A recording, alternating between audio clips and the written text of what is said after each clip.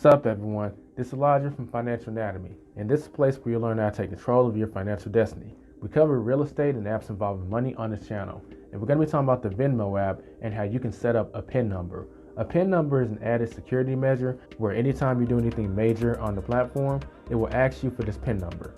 So you want to open your Venmo app up and click on your profile button at the bottom right hand corner.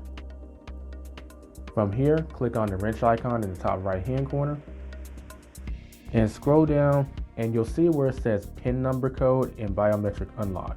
Click on it and click on enable PIN code or PIN settings. You will then be asked to create a 7-digit PIN number, so make sure you write it down if you need to, or it's something you already have memorized.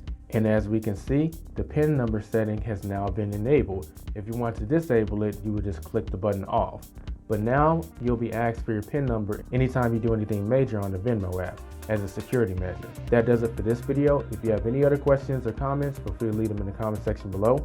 And if you haven't signed up for Venmo and have an interest in doing so, you can check this video out that covers the sign up process. See you in the next video. This has been Elijah of Financial Anatomy. Don't forget to get out there and take control of your financial destiny.